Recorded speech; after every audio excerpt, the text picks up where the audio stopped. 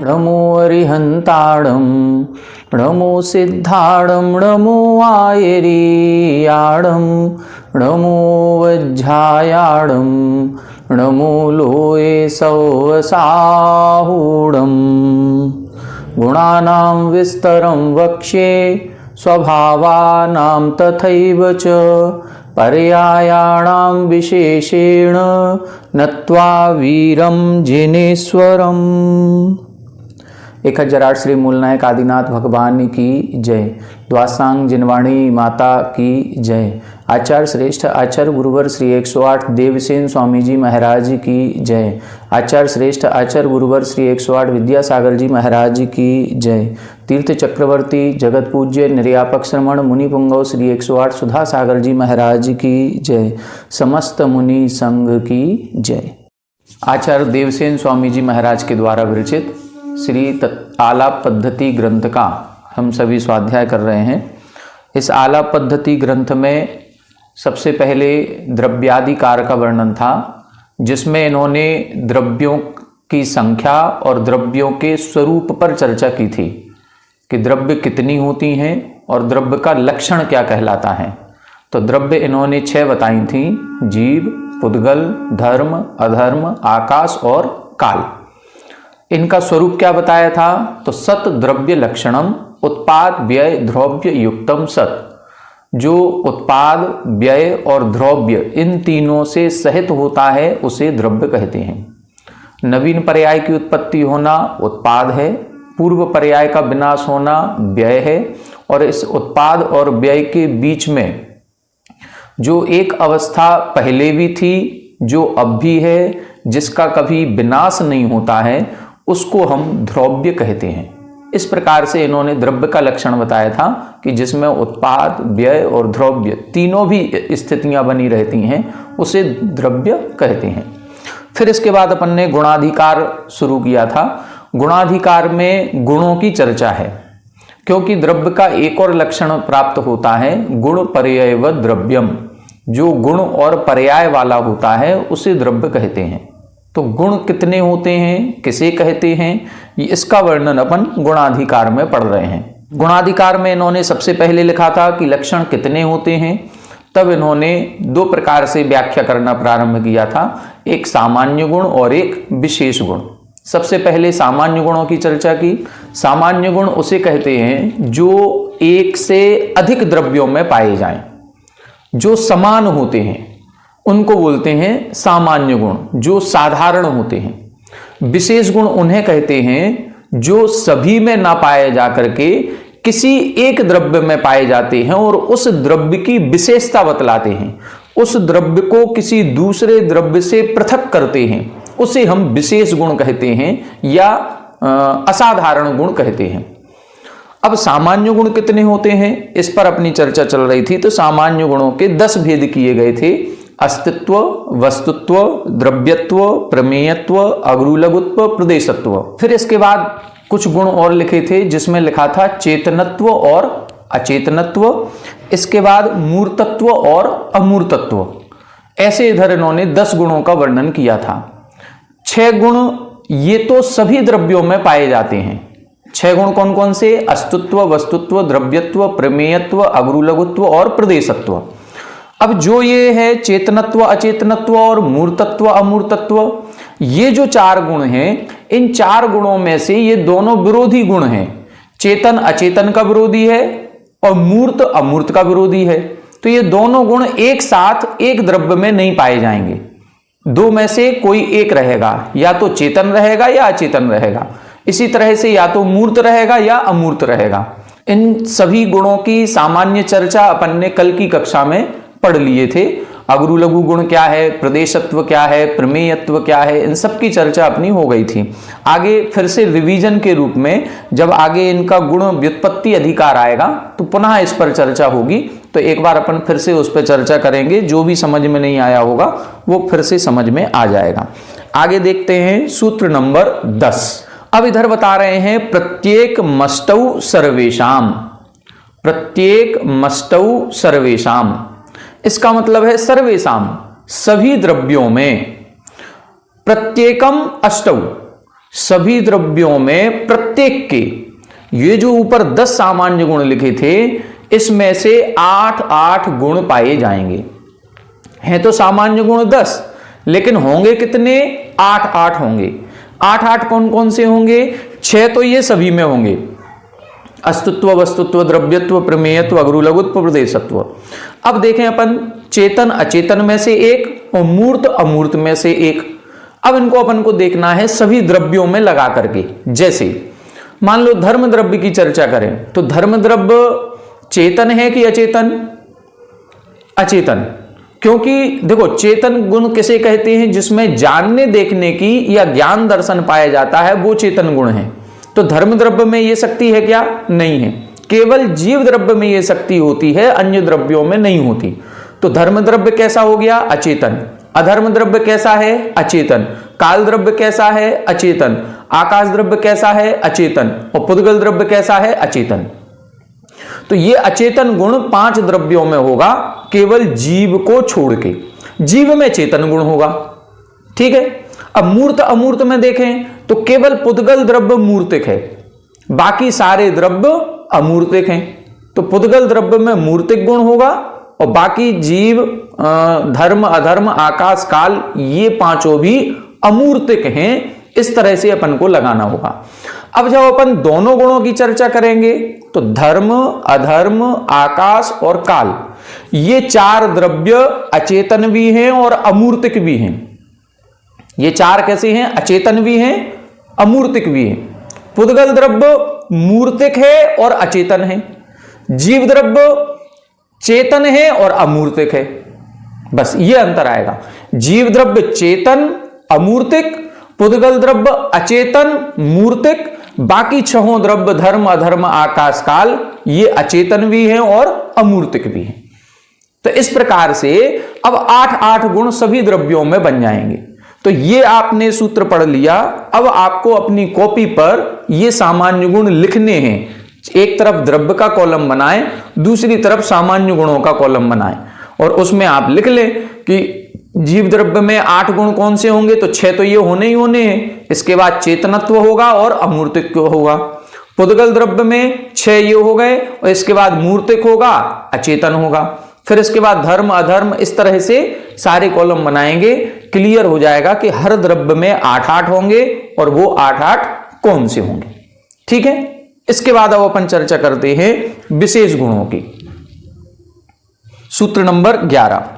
ज्ञान दर्शन सुख वीर्याणि स्पर्श रस गंध वर्णाः गति हेतुत्वम स्थिति हेतुत्वम अवगाह हेतुत्वम वर्तना हेतुत्वम चेतनत्व मचेतनत्वम मूर्तत्व ममूर्तत्वम द्रव्याणाम षोडश विशेष गुणाः। यहां पर विशेष गुण की चर्चा कर रहे हैं। फिर से देखें सूत्र को, ज्ञान दर्शन सुख वीर्याणि, ये एक साथ पढ़ना है पूरा। फिर स्पर्श रस गंध वर्णाः, फिर गति हेतुत्वम, स्थिति हेतुत्वम, अवगाह हेतुत्वम, वर्तना हेतुत्वम, चेतनत्व मचेतनत्वम, मूर्तत्व ममूर्तत्वम द्रव्याणाम षोडश विशेष गुणाः। पहले सामान्य गुण कितने बताए थे, 10। कुल विशेष गुण कितने हैं, 16। अब ये 16 विशेष गुण कौन कौन से, इनकी अपन एक बार चर्चा कर लें। ज्ञान दर्शन सुख और वीर्य, ये जीव द्रव्य के विशेष गुण हैं चारों भी। ये किसके विशेष गुण हैं, जीव द्रव्य के। ये चारों जीव को छोड़ करके अन्य द्रव्य में नहीं पाए जाते, इसलिए ये जीव के असाधारण गुण हैं। ये विशेष गुण क्यों हैं, क्योंकि ये जीव की ही विशेषता बतलाते हैं। ये जीव को छोड़ करके अन्य द्रव्यों में नहीं पाए जाते, इसलिए इनको हम विशेष गुण कहते हैं। जानने देखने की शक्ति, ये ज्ञान और दर्शन है। सुख, सुख का अनुभव या सुख का वेदन करना, ये कौन करेगा? केवल जीव द्रव्य करेगा। और वीर्य यानी शक्ति, ये शक्ति भी किस में होती है? ये जीव में ही होती है, अन्य द्रव्यों में नहीं होती। इसलिए ये चारों भी स्वाभाविक गुण हैं। किसके गुण हैं? जीव द्रव्य के गुण कहलाते हैं।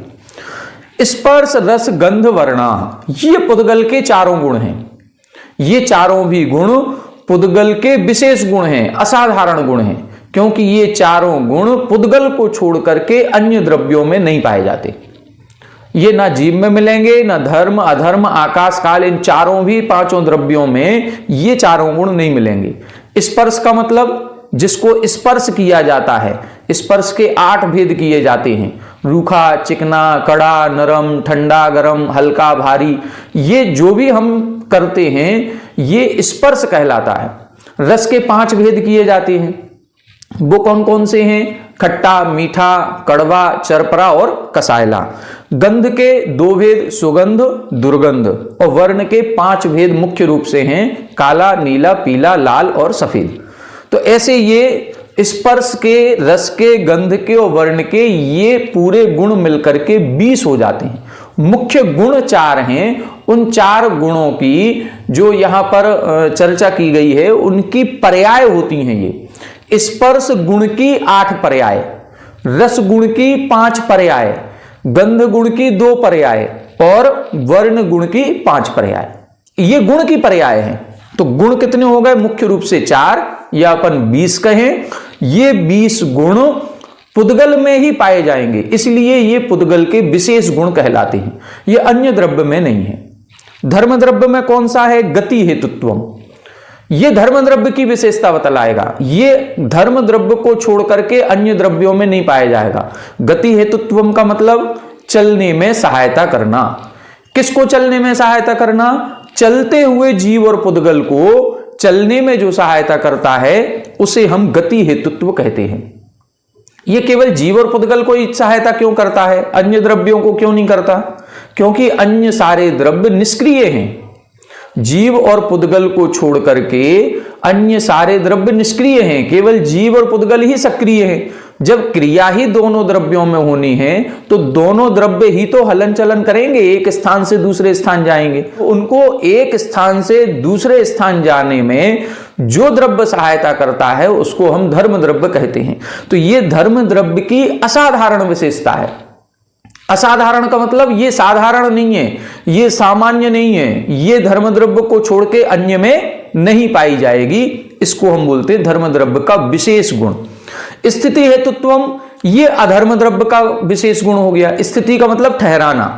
जो ठहरते हुए जीव और पुद्गल हैं उनको ठहराने में जो सहायता करता है उसको हम स्थिति हेतुत्व प्रदान करने वाला अधर्म द्रव्य कहते हैं। अवगाह हेतुत्व, जो अवगाहन देता है, ठहरने के लिए स्थान देता है। कौन सा द्रव्य ऐसा है? तो सबसे व्यापक द्रव्य जो है वो है आकाश द्रव्य। अपन चूंकि तत्वार सूत्र और सर्वार सिद्धि ये दोनों ग्रंथ पढ़ चुके हैं, इसके साथ साथ द्रव्य संग्रह ग्रंथ भी अपन पढ़ चुके हैं, तो ये सारा विषय अपना पढ़ा हुआ है। अवगाहन हेतुत्व में अपन ने पढ़ा था आकाशस्यावगाह, और स्थिति हेतुत्व गति हेतुत्व में जब अपन ने धर्म द्रव्य अधर्म द्रव्य के उपकार पढ़े थे, गति स्थित्यौ उपग्रहो धर्मा धर्म्यो रूपकारः, वहां पर अपन ने पढ़ा था धर्म द्रव्य का उपकार क्या है? चलने में सहायता करना। अधर्म द्रव्य का उपकार ठहरने में सहायता करना। आकाश द्रव्य का उपकार अवगाहन शक्ति। और काल द्रव्य का उपकार क्या है? वर्तना हेतुत्वम। ये काल द्रव्य का विशेष गुण, वर्तना यानी परिवर्तन में सहायता करना। ये अन्य द्रव्य में नहीं पाया जाएगा, ये केवल काल द्रव्य में होगा। तो ये 6 द्रव्यों के 6 विशेष गुण इन्होंने बता दिए। जीव द्रव्य में ज्ञान दर्शन सुख और वीर्य, पुद्गल द्रव्य में स्पर्श रस गंध वर्ण, धर्म द्रव्य में गति हेतुत्व, अधर्म में स्थिति हेतुत्व, आकाश में अवगाह हेतुत्व और काल द्रव्य में वर्तना हेतुत्व। इसके साथ अब फिर 4 और गुण आएंगे। चेतनत्वम अचेतनत्वम, मूर्तत्वम अमूर्तत्वम, ये भी विशेष गुण हैं। अब अपन को उसी तरह से लगाना है जैसे अपन ने अभी सामान्य गुणों में लगाया था। चेतन और अचेतन इन 2 में से एक पाया जाएगा क्योंकि दोनों विरोधी हैं। इसी तरह मूर्त और अमूर्त में से भी एक पाया जाएगा। तो अभी अपन ने चर्चा इसमें कर ली, जीव द्रव्य चेतन है, बाकी सभी अचेतन है। जीव द्रव्य पुद्गल द्रव्य मूर्तिक है, बाकी सभी अमूर्तिक हैं। अब अपन को लगाना है, जीव द्रव्य में लगाएंगे तो कितने गुण हो जाएंगे? जीव द्रव्य में लगाएंगे तो 4 तो ये होगा, ज्ञान, दर्शन, सुख और वीर्य, और साथ में एक हो जाएगा चेतनत्व, और साथ में हो जाएगा अमूर्तत्व। ऐसे ये 6 गुण हो जाएंगे। इसीलिए अगला सूत्र देखें, सूत्र नंबर 12, इसमें लिखा है प्रत्येकम जीव पुद्गलयोः षट्। प्रत्येकम जीव पुद्गलयोः, प्रति जीव और प्रति पुद्गल, मतलब हर एक जीव और हर पुद्गल में, दोनों में षट् यानी 6 विशेष गुण होते हैं। अब 6 की गिनती कैसे होगी? देखो, ज्ञान, दर्शन, सुख और वीर्य, 4 ये जीव के ये हो गए, एक चेतनत्व हो जाएगा, एक अमूर्तत्व हो जाएगा, हो गए जीव के 6। अब पुद्गल के 6 कौन से होंगे? एक स्पर्श, एक रस, एक गंध, एक वर्ण। इसके साथ एक होगा अचेतनत्व, एक होगा मूर्तत्व। ये पुद्गल के 6 हो गए। जीव पुद्गल की चर्चा हो गई। अब आगे बता रहे हैं अन्य द्रव्यों में कितने होंगे, तो सूत्र नंबर 13, इतरेषां प्रत्येकम त्रयो गुणाः। इतरेषां प्रत्येकम त्रयो गुणाः। इतरेषां का मतलब बचे हुए। अभी ऊपर 12 नंबर सूत्र में किसकी चर्चा हुई थी? जीव और पुद्गल की। तो जीव पुद्गल की चर्चा हो गई। अब इतरेषां यानी बचे हुए जितने द्रव्य हैं, उन सभी द्रव्यों में प्रत्येकम, हर एक द्रव्य में त्रयो गुणाः, 3 गुण होते हैं। धर्म द्रव्य में भी 3, अधर्म द्रव्य में भी 3, आकाश द्रव्य में भी 3 और काल द्रव्य में भी 3। अब ये कौन कौन से होंगे? तो ये चारों भी द्रव्य अचेतन होते हैं और चारों भी अमूर्तिक होते हैं। धर्म द्रव्य भी अचेतन है, अमूर्तिक है। अधर्म द्रव्य भी अचेतन है, अमूर्तिक है। काल द्रव्य भी अचेतन अमूर्तिक है और आकाश द्रव्य भी अचेतन और अमूर्तिक है। ये 4 गुण एक से हो गए सभी में। अब एक एक विशेष गुण और जोड़ ले। धर्म द्रव्य में गति हेतुत्व जुड़ जाएगा, अधर्म द्रव्य में स्थिति हेतुत्व जुड़ जाएगा, आकाश द्रव्य में अवगाह हेतुत्व जुड़ जाएगा और काल द्रव्य में वर्तना हेतुत्व जुड़ जाएगा। तो ऐसे सभी इन 4 द्रव्यों में एक एक और जुड़ने से 3 गुण हो गए। ये विशेष गुणों की चर्चा हो गई। सामान्य और विशेष गुण याद रखना है। ये जो आपका पेपर यदि होता है तो ये ही चीज पूछी जाएगी। पुद्गल द्रव्य में सामान्य गुण कितने? तो पुद्गल द्रव्य में सामान्य गुण 8 और विशेष गुण 6। सामान्य गुण तो सभी द्रव्यों में 8 हैं, चाहे वो धर्म द्रव्य हो, चाहे अधर्म द्रव्य हो, चाहे पुद्गल हो, चाहे जीव हो। किसी भी द्रव्य का पूछा जाए, सामान्य गुण की संख्या 8 होगी और विशेष गुण की अलग अलग है। जीव पुद्गल में 6 है, बाकी सभी द्रव्यों में 3 होती है। ये अपन को अब समझना पड़ेगा, ठीक है। अब प्रश्न आपके मन में एक आना चाहिए, आ भी रहा होगा। क्या आ रहा होगा कि ये जो चेतन, अचेतन, मूर्त और अमूर्त, ये 4 गुण सामान्य गुणों में भी लिख दिए और ये 4 गुण विशेष गुण में भी लिख दिए। तो ये सामान्य है कि विशेष हैं? इनको हम सामान्य गुण माने कि ये विशेष हैं। सामान्य का मतलब जो सभी में पाया जाए सो सामान्य, और जो विशेष यानी किसी एक ही द्रव्य में पाया जाता है, अन्य में नहीं पाया जाता, उसको विशेष कहते हैं। तो हम चेतन गुण को सामान्य गुण में लें कि विशेष गुण में लें? मूर्त अमूर्त को सामान्य में लें कि विशेष में लें? आपने तो दोनों में लिख दिए। अब इसका उत्तर देखें, सूत्र नंबर 14। ये बहुत समझने वाला सूत्र है। अंतस्थाश्चत्वारो गुणाः। क्या लिखा? अंतस्थाश्चत्वारो गुणाः स्वजात्यपेक्षया सामान्य गुणा, विजात्यपेक्षया त एव विशेष गुणाः। यहां बता रहे हैं अंतस्थाः चत्वारो, जो अंत में लिखे हुए 4 गुण हैं। सामान्य गुणों के अंत में भी 4 गुण लिखे और विशेष गुणों के अंत में भी 4 गुण लिखे। वो चारों सेम है, चेतन, अचेतन, मूर्त, अमूर्त, ठीक है। तो ये जो अंत में लिखे हुए 4 गुण हैं, ये चारों गुण स्वजाति अपेक्षया, जब स्वयं की एक ही जाति की बात करेंगे, जीव जीव की बात करें या पुद्गल पुद्गल की बात करें, एक ही जाति की बात करेंगे तो ये सामान्य गुणा, ये सामान्य गुण कहलाएंगे। लेकिन विजाति की अपेक्षा बात करेंगे तो वही गुण विशेष हो जाएंगे।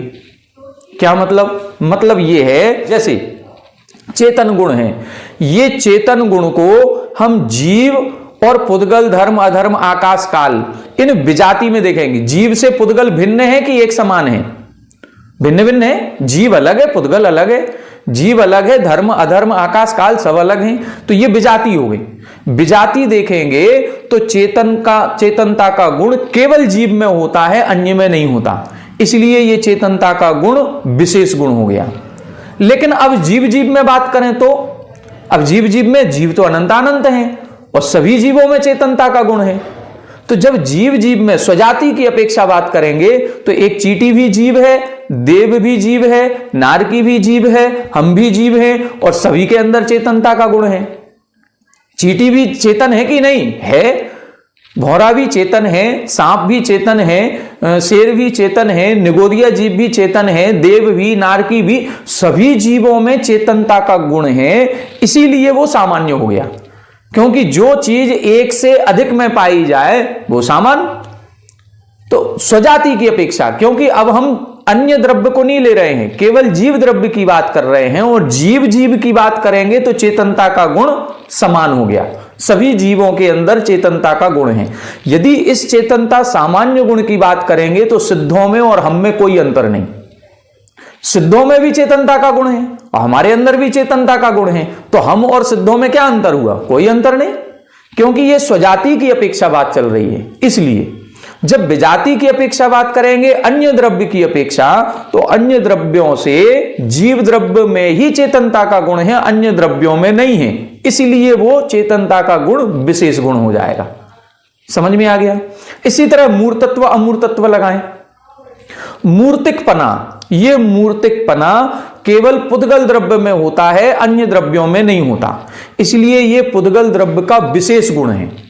लेकिन पुद्गल जितने हैं, अब ये विजाति की अपेक्षा बात कर ली अपन ने, विजाति पुद्गल से जीव भिन्न है, धर्म भिन्न है, अधर्म भिन्न है, तो ये तो विजाति हो गए। तो पुद्गल द्रव्य में जो गुण है वो अन्य में नहीं हो रहा है, इसलिए उसका विशेष गुण। लेकिन पुद्गल की बात करें, पुद्गल की बात करें तो हमारे पास चेयर रखी है, टेबल रखी है, मोबाइल रखा है, जितने भी पदार्थ दिख रहे हैं सभी द्रव्यों में स्पर्श, रस, गंध, वर्ण है कि नहीं है? सभी में, सभी मूर्तिक हैं। इसीलिए पुद्गल की बात करेंगे तो मूर्तिकपना सभी पुद्गलों में पाया जाता है, इसलिए समान है, सामान्य गुण है। तो ये अंत के 4 गुण स्वजाति की अपेक्षा। जब स्वजाति की बात की जाएगी, मतलब उसी द्रव्य की बात की जाएगी, एक ही द्रव्य की, जीव जीव की बात करेंगे तो वो सामान्य गुण के अंतर्गत आएगा। जब हम विजाति अन्य द्रव्यों की अपेक्षा बात करेंगे तो ये विशेष गुण के अंतर्गत आएगा। ये अपन को समझना है। अब पेपर में ये घुमा के पूछा जा सकता है। पेपर में आपसे पूछ लें कि हमारे एक सिद्ध जीव है, एक निगोदिया जीव है, एक चींटी है, इन सभी में चेतनता का गुण है, तो ये सामान्य गुण है कि विशेष गुण है? अब ये सामान्य गुण है। अब इसको सही गलत में जो आपके प्रश्न आते हैं, कभी विकल्प में आते हैं, कभी सही गलत में आते हैं, कभी जोड़े मिलाने में आते हैं, तो अब सही गलत में एक सेंटेंस बना दिया जाएगा कि सिद्धों में जो चेतनता का गुण है वो हमारी अपेक्षा से विशेष गुण है। यदि एक सेंटेंस लिख दिया तो ये गलत है कि सही है? ये गलत हो गया, क्योंकि सिद्ध में और हम में चेतनता की अपेक्षा से कोई अंतर नहीं है। उनका भी चेतना गुण है, हमारा भी चेतना गुण है। तो ये सामान्य गुण की अपेक्षा से कोई अंतर नहीं, क्योंकि एक ही जाति की बात हो गई, जीव जीव की बात चल रही है। लेकिन जीव द्रव्य में जो चेतनता का गुण है वो पुद्गल, धर्म, अधर्म, आकाश, काल की अपेक्षा ये विजाति हो गया, इसलिए विशेष गुण हो गया। तो अब अपन को ये समझना होगा प्रश्न में क्या पूछा जा रहा है, किस तरह से पूछा जा रहा है। क्लियर तो हो गया ना? सामान्य और विशेष, चेतनत्व, अचेतनत्व, मूर्तत्व, अमूर्तत्व, ये चारों गुण सामान्य भी हैं, विशेष भी हैं। जब एक ही जाति के द्रव्यों की बात की जाएगी तो वो सामान्य गुण में आएंगे, और जब विजाति की बात की जाएगी तो विशेष में आएंगे। ठीक है, क्लियर हो गया?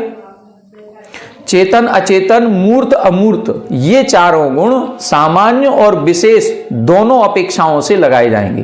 देखो, धर्म, अधर्म, आकाश और काल, ये चारों अचेतन भी हैं और अमूर्तिक भी हैं। इनमें चेतनता का गुण और मूर्तिकपना है ही नहीं। ठीक है ना? केवल पुद्गल और जीव, इन्हीं में ये लगाना है। जीव की ही अनंत जातियां हैं और पुद्गल की भी अनंत जातियां हैं। जीव और पुद्गल में ये अपन को थोड़ा सा देखना पड़ेगा कि हम जीव जीव की बात कर रहे हैं या जीव और अन्य द्रव्य की बात कर रहे हैं। जो चेतनता का गुण है, यदि जीव जीव की बात कर रहे हैं तो सामान्य में आएगा, जीव और अन्य द्रव्यों की बात करेंगे तो वही विशेष हो जाएगा। बस इतना सा समझना है। क्लियर हो गया? ये आपका गुणाधिकार यहां पर पूरा हो गया। गुणाधिकार में कितना समझना है? गुणाधिकार में केवल दो चीजें समझनी है। गुण दो प्रकार के होते हैं, सामान्य गुण और विशेष गुण। सामान्य गुण 10 होते हैं, विशेष गुण 16 होते हैं। सामान्य गुणों में हर द्रव्य में 8-8 गुण पाए जाते हैं और विशेष गुण में हर द्रव्य में अलग अलग संख्या है। जीव और पुद्गल में 6-6 हैं, धर्म अधर्म आकाश काल में 3-3 होते हैं। अब ये 8 गुण सामान्य कौन कौन से हैं? तो चेतन अचेतन में से 1 लगाएंगे और मूर्त अमूर्त में से 1 लगाएंगे। इसी तरह से यहां पर जब अपन लगाएंगे विशेष गुणों में तो इनमें भी 1-1 गुण लगाया जाएगा। इस तरह से अपन को इनकी विचार करना है। अब अपन अगला अधिकार देखते हैं, गुण व्युत्पत्ति अधिकार। इसमें अपन को इन्हीं 10 सामान्य गुणों की और विशेष गुणों की जो शब्द है, उन शब्दों की व्युत्पत्ति कैसे होती है, उनका शाब्दिक अर्थ क्या है, वो पूरा इसमें बताया जाएगा। व्युत्पत्ति का मतलब व्याकरण से ये शब्द कैसे निष्पन्न हुआ, उसका क्या अर्थ निकलता है, वो इसमें बताया जाएगा। देखें पेज नंबर 35 में सूत्र नंबर 92। अब देखो अभी अपन सूत्र नंबर 14 चल रहे थे। गुणाधिकार में अपन ने सूत्र नंबर 14 पूरा किया। अब ये दूसरा अधिकार है गुण व्युत्पत्ति अधिकार। जिनके पास कोई दूसरी वाली किताब होगी उसमें ये वाला अधिकार बाद में दिया होगा, तो आप लोग सूत्र नंबर 92 से निकाल लें, ठीक है। और इसमें इन्होंने उस गुण व्युत्पत्ति अधिकार को यहीं पर ला करके समाविष्ट कर दिया, इसलिए ये थोड़ा सा एक अच्छा किया इन्होंने। देखिए सूत्र नंबर 92, गुण व्युत्पत्ति अधिकार। गुण किसे कहते हैं और पर्याय किसे कहते हैं, इसकी परिभाषा बता रहे हैं। सह भुवो गुणाः क्रमवर्तिनः पर्यायाः। सह भुवो गुणाः क्रमवर्तिनः पर्यायाः। यहां बता रहे हैं गुण किसे कहते हैं। सह भुवो, जो एक साथ उत्पन्न होते हैं। कुल मिलाकर के जब से द्रव्य है तभी से उसमें गुण है। ऐसा नहीं होता कि द्रव्य पहले हुआ हो और उसमें गुण बाद में आए हो, नहीं। सह भुवो, सह भुवो का मतलब एक साथ उत्पन्न होते हैं, जो अलग अलग नहीं किए जा सकते हैं, जो अन्वयी होते हैं। अन्वयी का मतलब एक दूसरे से मिले हुए हैं, उसको बोलते हैं गुण। जैसे आत्मा और आत्मा का ज्ञान गुण, आत्मा का दर्शन गुण, आत्मा का सुख, आत्मा का वीर, ये जो गुण हैं, ये गुण जब से आत्मा है और जब तक आत्मा रहेगी उसके साथ ही रहेंगे। कभी भी जीव द्रव्य इन गुणों से रहित नहीं होगा, इसीलिए उसको बोलते सहभुवु। जब से धर्म द्रव्य है तभी से उसमें चलाने की एक जो उदासीन निमित्त या जो गति हेतुत्व है वो तभी से है। ऐसा नहीं है कि ये बाद में आया या हम इस गुण को अलग कर दें, नहीं। गुण और गुणी इनका तादात्म्य संबंध होता है। तादात्म्य संबंध किसे कहते हैं? देखो 3 प्रकार के संबंध होते हैं, एक तादात्म्य संबंध, एक संश्लेष संबंध और एक संयोग संबंध। संयोग संबंध किसे कहते हैं? जो बिल्कुल पृथक में ही अलग दिख रहा है। मान लो ये किताब अलग है और हम अलग है, ठीक है ना, ये तो अलग दिख ही रही ना, इसको बोलेंगे संयोग। फिर भी हम इसको बोल रहे हैं ये मेरी किताब, ये मेरा मकान, ये मेरी चेयर, ये मेरी पत्नी, ये मेरा पुत्र, ये सब क्या है? ये संयोग संबंध है, जो पृथक में ही अलग अलग नजर आ रहे हैं। संश्लेष संबंध उसे कहते हैं जो अलग अलग नजर नहीं आ रहे हैं लेकिन हैं अलग अलग, जैसे शरीर और आत्मा। ये शरीर आत्मा एक मेक है बिल्कुल, लेकिन फिर भी दोनों अलग अलग हैं। शरीर पुद्गल है, आत्मा जीव है। शरीर का लक्षण अलग है, जीव का लक्षण अलग है। यदि हम कोशिश करें तो इस शरीर आत्मा को अलग कर सकते हैं, इसको बोलते हैं संश्लेष संबंध। और एक होता तादात्म्य संबंध। तादात्म्य संबंध का मतलब है जो बिल्कुल एक मेक है, जिनको कोशिश करके भी अलग नहीं किया जा सकता, जो हमेशा से एक मेक हैं, उनको बोलते तादा। तो गुण और गुणी इनका जो संबंध होता है ये तादात्म्य संबंध होता है, इसीलिए लिखा सहभुवो, जो हमेशा साथ में पाए जाएं उसको हम गुण कहते हैं। ये त्रैकालिक होते हैं, तीनों कालों में भूतकाल में भी आत्मा ज्ञान से सहित थी, वर्तमान में भी आत्मा ज्ञान से सहित है और भविष्य में भी आत्मा ज्ञान से सहित होगी ही होगी। अब ज्ञान की शक्ति कम ज्यादा हो सकती है, ये अलग बात है। क्यों? क्योंकि हम कर्मों से प्रभावित हैं। तो जब कर्म का क्षयोपशम बढ़ जाता है तो हमारा ज्ञान गुण बढ़ जाता है, जब कर्मों का क्षयोपशम घट जाता है तो हमारा ज्ञान गुण कम हो जाता है, और जब कर्म अलग हो जाएंगे तो हमारा ज्ञान गुण फिर स्वभाव रूप से प्रकट होगा। तो जितने जीव द्रव्यों को मोक्ष प्राप्त हो गया या जिनका ज्ञानावरण कर्म पूर्णतः नष्ट हो गया, उनके ज्ञान गुण में कोई हीनाधिकता नहीं होती। हर एक, जैसे मान लो आदिनाथ भगवान को भी मोक्ष हुआ, भरत चक्रवर्ती को भी हुआ, महावीर भगवान को भी हुआ, तो इन तीनों के ज्ञान में कोई अंतर नहीं। वही केवल ज्ञान उनके है, वही केवल ज्ञान इनके है। अब बिल्कुल बराबर होगा सभी के, ठीक है। तो ये हो गया गुण। पर्याय किसे कहते हैं? क्रमवर्तिनः पर्यायः। जो क्रमवर्ती होती हैं, मतलब एक नष्ट होगी दूसरी उत्पन्न होगी, दूसरी नष्ट होगी तीसरी उत्पन्न होगी, तीसरी नष्ट होगी चौथी उत्पन्न होगी। एक भी पर्याय हमेशा नहीं रहेगी। गुण तो हमेशा रहने वाले हैं, लेकिन एक ही पर्याय हमेशा नहीं रहने वाली, उसको बोलते हैं क्रमवर्तिनः पर्यायः। पर्याय हमेशा नष्ट होगी। जो पर्याय उत्पन्न हुई है वो नष्ट होगी ही होगी, और जब नष्ट होगी तो एक नई पर्याय उत्पन्न होगी, और जो नई पर्याय उत्पन्न होगी वो कभी भी पुरानी नहीं होगी। ऐसा नहीं है वही पर्याय फिर से आ गई। उस जैसी होना अलग चीज है, उस जैसी तो हो सकती है, लेकिन वही पर्याय फिर से आ गई, वही नहीं आएगी। जैसे द्रव्य परावर्तन होता है, द्रव्य परावर्तन में यह कहा जाता है कि हमारा जिन परमाणुओं से ये शरीर बना है ना, आप भी और हम भी, जिस रूप में आज अभी बैठे हैं, इसी रूप में अनंत भव पहले भी बैठ चुके हैं। बिल्कुल सेम ऐसे ही चेहरा रहा होगा, ऐसे ही सांवला रंग होगा, गोरा रंग होगा, ऐसे ही हेल्थ हाइट होगी, ऐसे ही पर्सनालिटी होगी, इसी रूप में इसी कमरे में ऐसे ही बैठे होंगे। कब? अनंतों भाव पहले।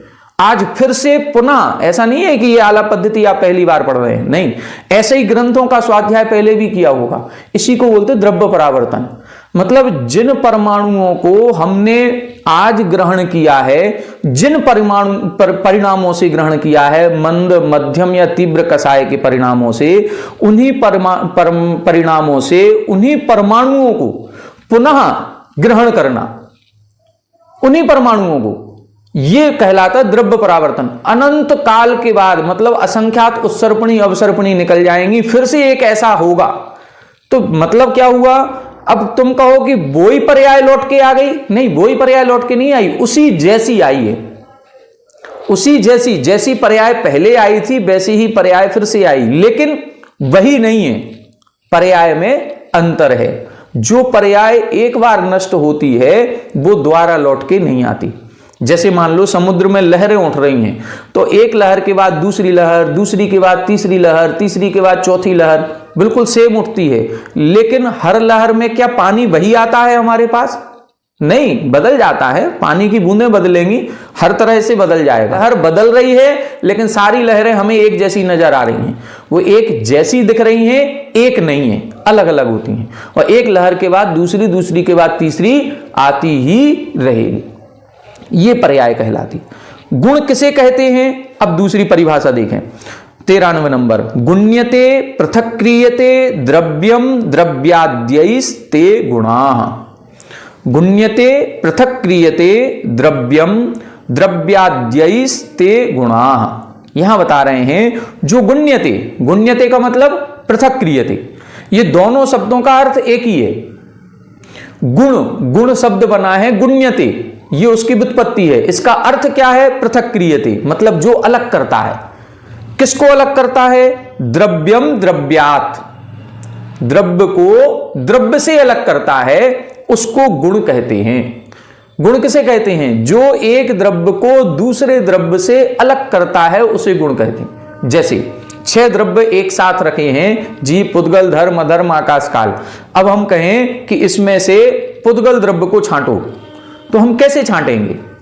हमें पुद्गल की विशेषता देखनी पड़ेगी कि इन 6 में से पुद्गल कैसे छांटा जाएगा। जिसमें स्पर्श रस गंध वर्ण होता है वो पुद्गल है, तो हम स्पर्श रस गंध वर्णवान कोई भी वस्तु देखेंगे उसको कहेंगे ये है पुद्गल।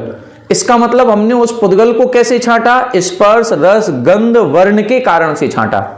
तो वो स्पर्श रस गंध वर्ण क्या हो गया? गुण हो गया, क्योंकि उसी से हमने सबको अलग कर दिया। धर्म द्रव्य में स्पर्श रस गंध वर्ण है क्या? नहीं है, तो ये पुद्गल नहीं है। फिर क्या करेंगे? फिर अधर्म द्रव्य में देखो, फिर आकाश द्रव्य में देखो, पुद्गल द्रव्य में ये मिल जाएगा, तो हमने पुद्गल द्रव्य को उठा लिया। कई बार ऐसा होता है कि हम मान लो दूसरे कमरे में बैठे हैं और हमारा कोई सामान दूसरे कमरे में रखा है, और हमने किसी बच्चे को भेजा कि जाओ वहां से एक किताब उठा करके लाओ जो आला पद्धति लिखा होगा उस पर। अब उस कमरे में जब बालक जाएगा तो उसको बहुत सारी किताबें दिख रही हैं। अब वो बहुत सारी किताबों में कैसे छांटेगा? वो कहेगा इधर तो बहुत सारी किताबें रखी हैं। तो अपन कहेंगे जिसमें वो येलो कलर है, येलो कलर वाली किताब देखो। अब वो येलो कलर देखेगा, पीला कलर किसमें है? अब उसको 4 किताबें दिखी। अब वो कहेगा 4 में से कौन सी लाएं? जिसमें आला पद्धति लिखा होगा। वो कहता हमें पढ़ना नहीं आता, तो अपन कहेंगे जिसमें ये हाथी का चित्र बना होगा वो ले आओ। अब वो चारों किताबों में से देखेगा हाथी वाला चित्र कहां बना, जिसमें बना होगा वो लेके आ जाएगा। अब उसको समझ में आ गया। तो बस ये हाथी वाला जो चित्र है ये इस किताब का विशेष गुण हो गया। बस इस गुण ने इस किताब को अन्य किताबों से पृथक कर दिया कि नहीं कर दिया? अन्य इतनी सारी किताबें थी, हमारे पास 500 किताबें रखी हैं, 500 में से एक किताब उठवानी है तो हमें उसकी एक ऐसी विशेषता बतानी पड़ेगी जो केवल इसी में है और किताबों में नहीं है। अब ये हाथी वाला चित्र किसी और किताब में नहीं है, तो ये इसकी असाधारण विशेषता, ये इसको बोलेंगे हम गुण। इसका गुण क्या हो गया? इसका गुण हो गया ये हाथी वाला चित्र। तो एक अबोध बालक भी था जिसको कुछ नहीं पता, जो कुछ नहीं जानता था, वो भी एक चित्र को देख करके आपको ये किताब उठा करके ला करके दे देगा। इसी तरह से द्रव्यों में है, द्रव्यों की सबकी अपनी अपनी विशेषताएं हैं जो अन्य द्रव्यों से इसको पृथक करती हैं। धर्म द्रव्य सभी द्रव्यों से भिन्न कैसे है? धर्म द्रव्य भिन्न है अपने गति हेतुत्व के कारण से, कि धर्म द्रव्य में ही चलाने की शक्ति है, अन्य द्रव्यों में नहीं है। तो ये उसका गुण हो गया। अधर्म द्रव्य का गुण क्या है? स्थिति हेतुत्व।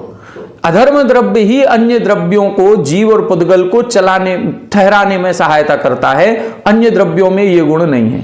ये उसका असाधारण गुण हो गया। तो गुण की परिभाषा क्या हो गई? गुण्यते पृथक क्रियते द्रव्यम द्रव्यात्, मतलब जो एक द्रव्य से दूसरे द्रव्य को पृथक करता है उसको गुण कहते हैं। क्लियर हो गया?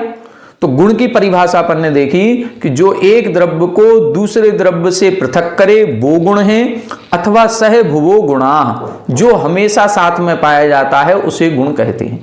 ये 2 परिभाषाएं क्यों लिखी? ये 2 परिभाषाएं इसलिए लिखी, सह भुवो गुणा ये लिखी है सामान्य गुण की अपेक्षा से, और दूसरी ये जो परिभाषा लिखी द्रव्यम द्रव्यात्, मतलब द्रव्य को द्रव्य से पृथक करने वाला, ये विशेष गुण की परिभाषा है। क्योंकि विशेष गुण से ही हम एक द्रव्य से दूसरे द्रव्य को अलग करेंगे। सामान्य गुण तो सब में बराबर हैं, सामान्य गुण तो सभी में बराबर हैं। हम कहें अस्तित्व गुण से अब पृथक करके दिखाओ, तो अस्तित्व गुण तो 6 द्रव्यों में है। अब हम कैसे उठाएंगे कि पुद्गल कहां है? कर ही नहीं पाएंगे। वस्तुत्व गुण सभी द्रव्यों में है, प्रमेयत्व सभी द्रव्यों में है, तो हम सामान्य गुण से उनको पृथक नहीं कर पाएंगे, विशेष गुण से पृथक किया जाएगा। इसीलिए ये जो दूसरा 93 नंबर का सूत्र है ये विशेष गुण की अपेक्षा से है, और जो 92 नंबर के सूत्र में गुण की परिभाषा है ये सामान्य गुण की अपेक्षा से लिखी गई है। ठीक है, आज की कक्षा में इतना ही रहने देते हैं। गुण की परिभाषा अपन ने देखी, सामान्य गुण देख लिए, विशेष गुण देख लिए और गुण की परिभाषा। अब कल अपनी जो इस व्युत्पत्ति अधिकार में ये अस्तित्व वस्तुत्व आदि जो गुण हैं इनकी व्युत्पत्ति आएगी, एक एक की परिभाषा विस्तार में और अच्छे से समझ में आएगी कि ये गुण की परिभाषा ऐसी क्यों बनाई गई। इस पर अपन चर्चा कल करेंगे। आज इतना ही।